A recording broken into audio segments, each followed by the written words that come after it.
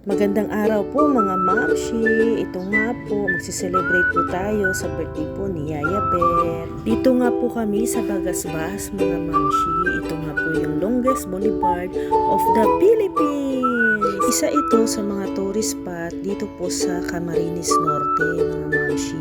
Open po ito sa mga people mga mamshi at mostly din dito may mga surfer. Picnic place din ito mga mamshi para sa mga pamilya. At syempre sa mga lovers na rin. Ay! Kung beach lover ka po mga mamshi, ito maganda din po dito. Mag-relax. Problema nga lang po sa panahon ito mga mamshi, medyo maalon po ang dagat. Sa bagay, hindi naman kami pumunta dito para mag-swimming, kundi para kumain. Ay! Sobrang lakas nga po ng hangin dito mga mamshi, pero in fairness, napaka-fresh po talaga ng hangin dito sa tabing dagat. Dinadayo po talaga ito mga mamshi ang Bagasbas, dito lang yan sa Camarines Norte.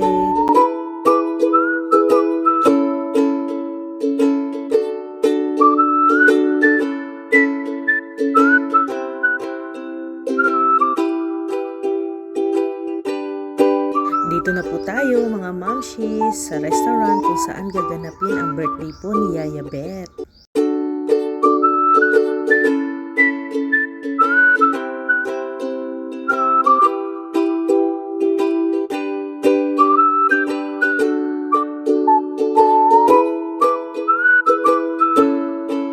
Dito tayo sa hatchery. Grabe, long table si Yaya Beth oh. Kalong table. Ganda dito kasi dagat.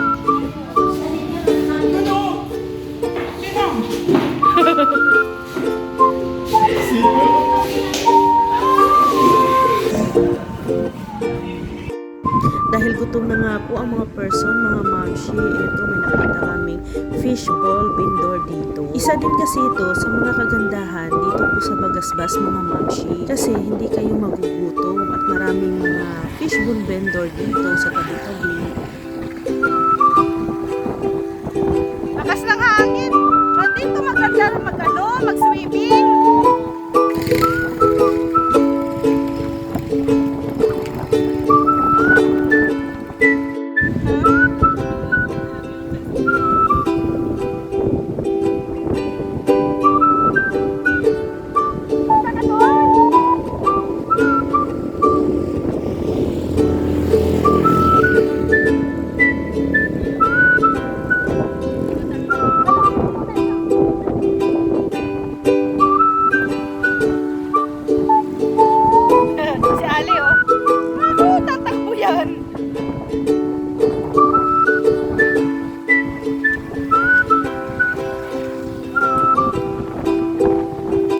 Ito na nga po, napabili na po ako ng fishball at saka quick po mga mamshi. Medyo matagal pa po kasi i-serve yung order namin doon sa restaurant mga mamshi. Dito sa Bagasbas mga mamshi, pag may pera ka po, talagang busog ka talaga. Kasi nga, meron kang pambili, o diba? Pero dito sa area kung saan po kami nakatambay mga mamshi, medyo wala po masyadong vendor dito.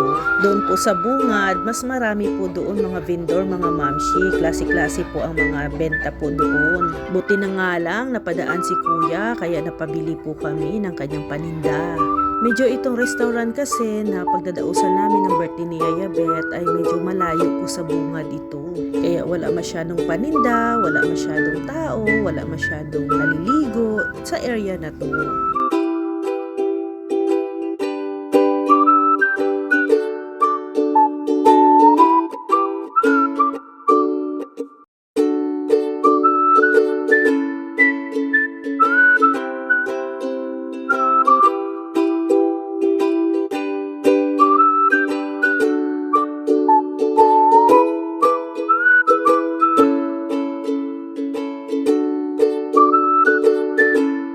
Ayan oh. May mga vlogger oh. Mga travelers.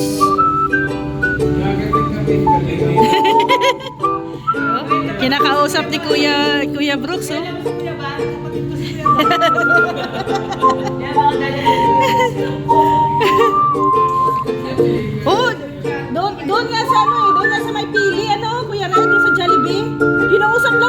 nakatiis.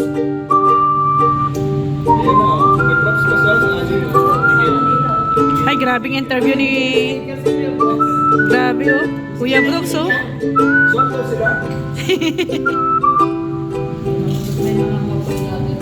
Mga motovlogger.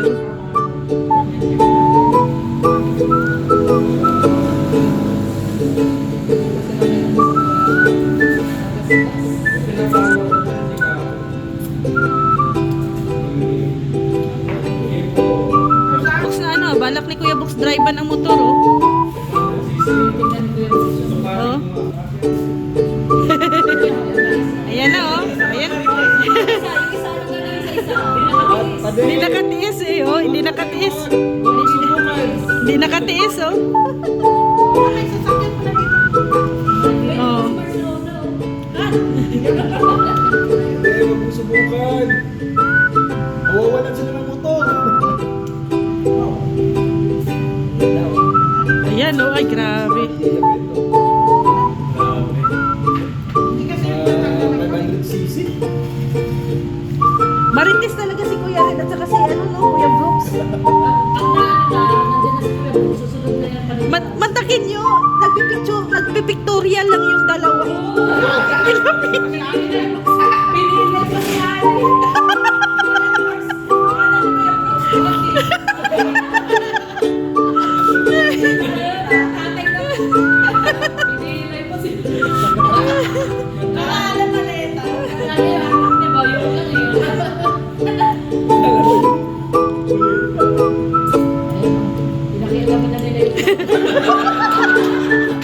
Baka alam meron talagang dalawa to no?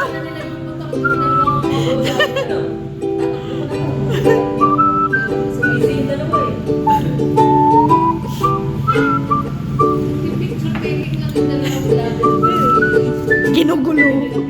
Ginugulo. Ayan o, lapit na naman sila o, lumapit na naman o.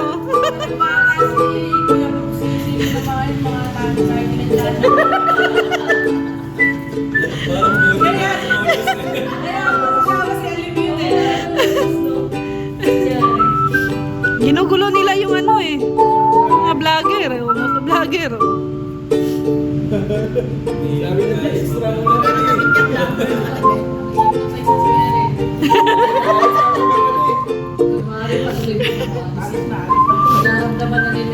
Oh, parang iba na to ah.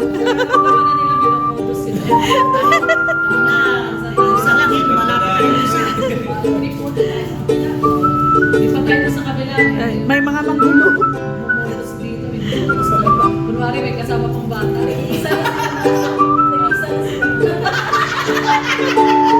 Tag-isa. Tag-isa. Ay, naku.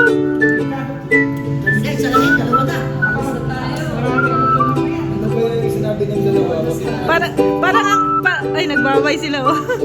Parang akala mo ang tagal na nila magkakilala no? Seconds lang yan. Seconds na sila nakilala. Di bata pa sa kaya tayo eh.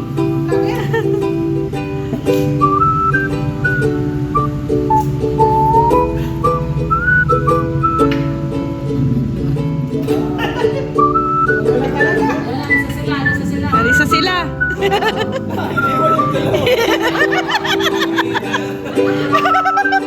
Naiwan na dalawa. Ay, dyan na lang sila. Isang motor.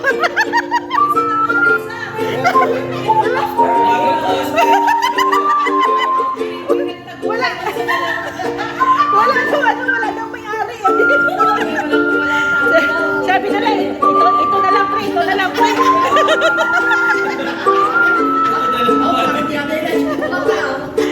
Sabi na, ito na lang pre, walang driver, may helmet pa. Ah, nagtingin. Tingin.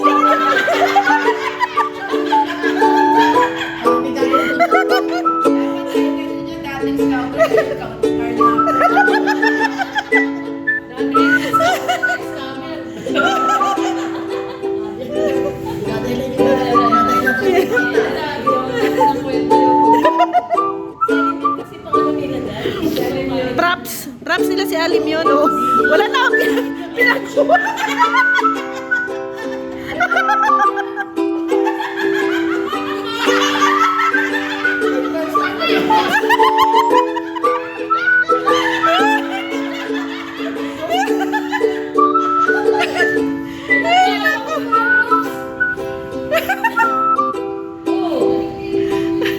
Hindi kasi nagtagumpay ay, kaya yan.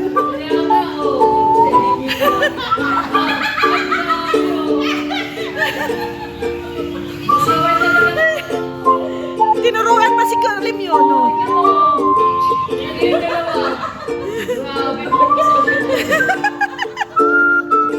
Aray ko.